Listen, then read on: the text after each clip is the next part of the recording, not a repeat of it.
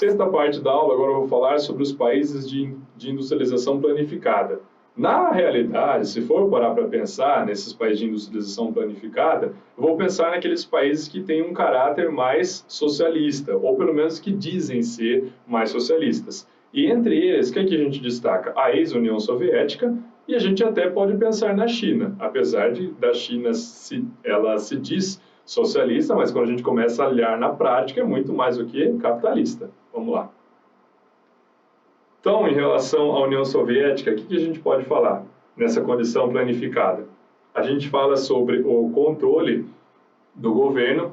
Bem, se até agora o meu discurso foi muito mais pensando no liberalismo, pensando nessa chamada livre concorrência, nesse chamado neoliberalismo, que acaba gerando as privatizações, uma ação menor do Estado na economia.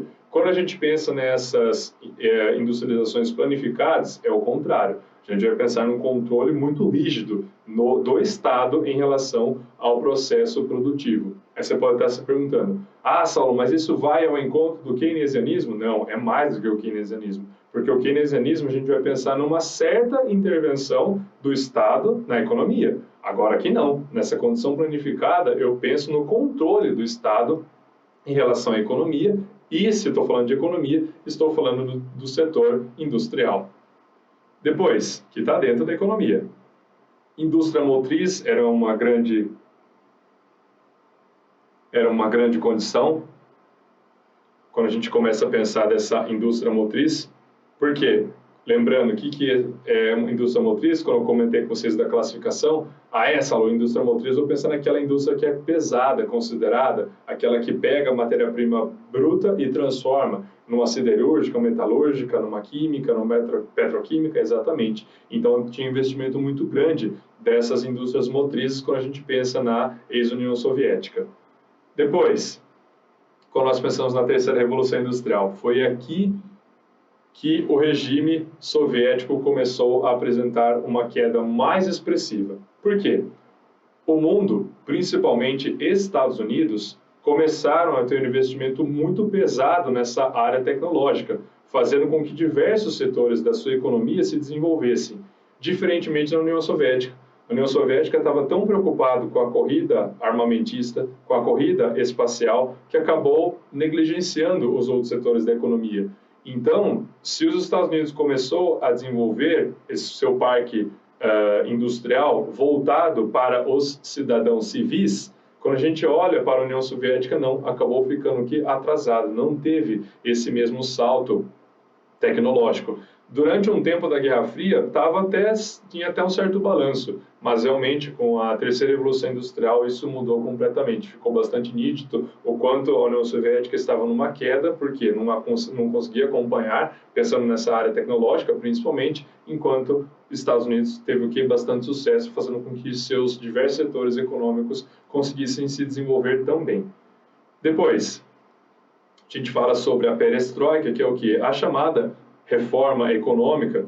No caso, o Gorbachev, ele tentou fazer com que tivesse uma reestruturação econômica, mas não teve sucesso, até porque já estava num período que realmente não tinha outra opção a não ser fragmentar a ex-União Soviética.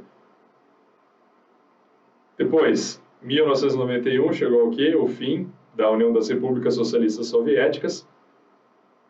E hoje a gente visualiza o que é uma recuperação da Rússia, até porque na época a Rússia era o principal país dentro da União Soviética. Era aquele país que era mais industrializado, aquele que disponibilizava uma maior quantidade de recursos naturais, então isso realmente facilita bastante o desenvolvimento econômico. Tanto é que na atualidade a gente vê a Rússia como membro dos chamados BRICS, que é o quê? A inicial de Brasil, Rússia, Índia, China e África do Sul.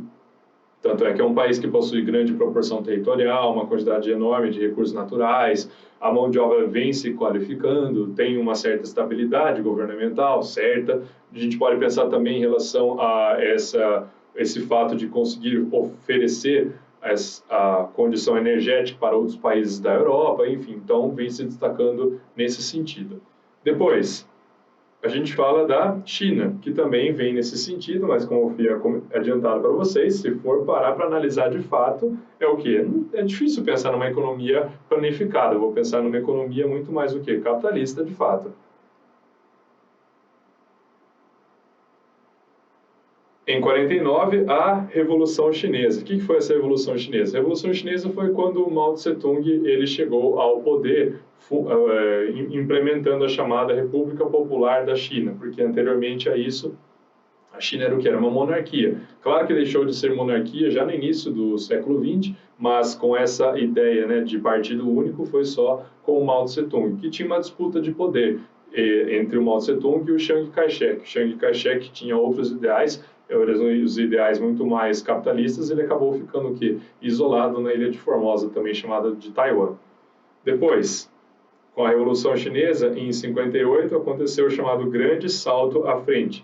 Esse grande salto à frente foi ainda no governo do Mao Tse-tung, que ele começou a pensar numa reestruturação econômica, tendo investimento aqui nas indústrias de base, investimento pesado também na agropecuária, só que não conseguiu deslanchar, vamos falar dessa forma, quando a gente pensa nesse grande salto à frente, até porque, num primeiro momento, a China tinha mais relações com a União Soviética do que com os Estados Unidos. Ao longo do tempo, isso mudou. Então, a China passou a ter mais relações com os Estados Unidos. Isso foi fundamental para fazer com que tivesse o quê? Um desenvolvimento econômico muito maior. Depois, 78, Deng Xiaoping. Aí sim, se tem alguém que fez grande diferença desse ponto de vista econômico na China, para fazer com que a China transformasse na chamada fábrica do mundo, esse alguém foi o Deng Xiaoping. O Mao Tse-tung é o que acaba levando a fama, mas quem trouxe essas grandes transformações foi o Deng Xiaoping. Por quê? Porque foi ele que fez a abertura econômica, ele que permitiu fazer com que outras indústrias chegassem até a China, com uma condição. Essas multinacionais podiam entrar na China? Podiam usufruir de todos os fatores locacionais que a China pudesse oferecer. Mas era necessário fazer com que essa multinacional criasse uma joint venture com uma indústria nacional chinesa. O que é uma joint venture? Uma fusão por tempo determinado. Faz essa fusão porque daí essa indústria nacional ela também começa a crescer porque daí vai ter a técnica, acesso, melhor dizendo, à tecnologia, por exemplo. Então, com essa condição. Então, nisso fez com que realmente o parque industrial chinês começasse aqui a crescer. Depois, a gente pensa em relação à zona econômica especial, que são justamente os locais que possuem essas concentrações industriais, principalmente no leste da China, na região conhecida como Planície Leste, também implantação e ideia do Deng Xiaoping. E nós temos ainda o que? Em 84, a Zona de Desenvolvimento Econômico e Tecnológico. Pessoal, aqui é um outro nome para falar Tecnopolo. Ponto. Ah, é Tecnopolo então, Saulo? Sim. Então, quando a gente começa a pensar na China, ela chegou nesse status de fábrica do mundo justamente por conta dessas manobras, fazendo com que realmente seu parque industrial começasse a crescer e se desenvolver ao ponto de fazer com que os produtos chineses chegassem em diversas partes do mundo. E é importante lembrar o quanto ele foi passando por transformações. Se inicialmente falava ser produto chinês, todo mundo torcia o nariz, falava, nossa, produto chinês é uma porcaria, é o Xing Ling. Foi passando o tempo, isso foi mudando e ainda está em transformação.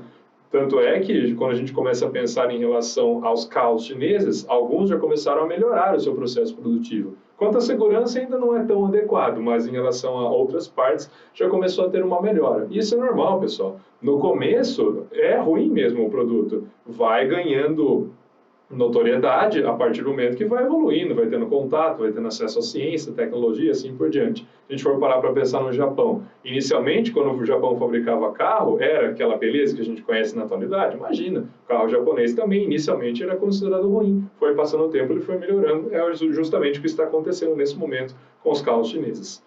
Também, a gente fala, em 2001, da entrada da China na Organização Mundial do Comércio, o que foi super importante, haja vista que com essa organização fica mais fácil pensar na comercialização em nível internacional. Então vamos lá ver como esse assunto sobre industrialização planificada pode ser cobrado na hora da prova.